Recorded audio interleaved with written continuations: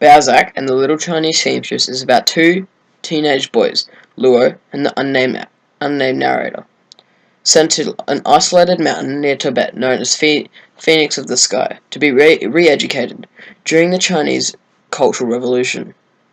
Their parents have been declared enemies of the people and reactionaries by the communist government. At their designated re-education site in the countryside, Luo and the narrator are ordered to work in coal mines and rice farms.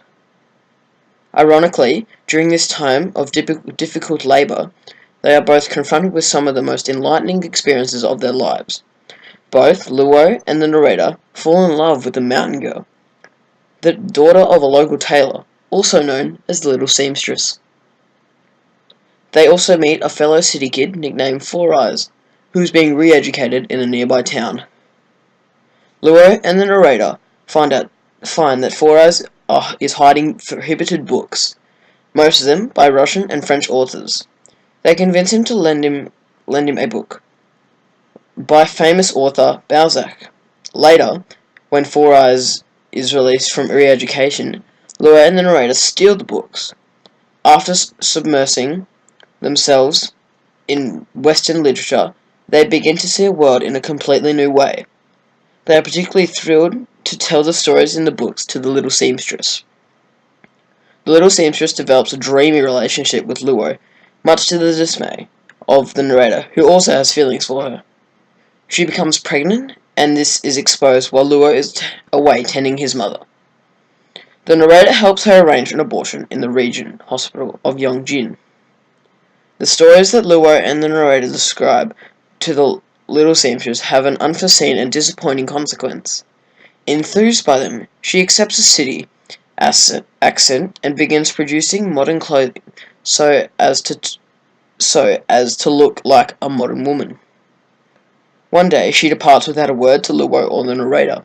This sudden ending leaves the boys with broken hearts and muddled spirits. Some themes and key ideas are seen in the novel include maturity, knowledge, the beauty of storytelling, culture, re-education, and many more topics.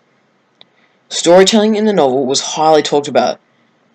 There are many situations where the specific talent came in hand. The book demonstrating the way that books can enrich the minds of those who read. The narrator develops a personal philosophy because of what he reads, and the Little Chinese Seamstress gains courage to change her life from Balzac's work. Dai also pays homage to the art of storytelling in any form. Obviously, one of the novel's main purposes is to celebrate the of reading and the life experiences that stories and education can communicate. However, Dai also discovers the equal value of practical knowledge. The main factors that distinguish Luo and the narrator from the villagers are their academic learning and their knowledge of the city life.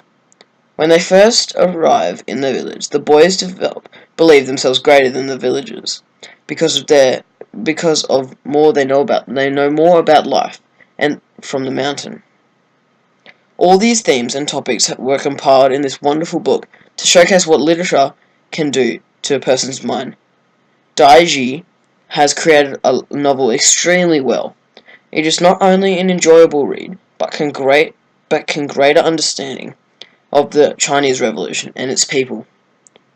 Overall, this book has everything that is required for the bestseller, and that's why it is.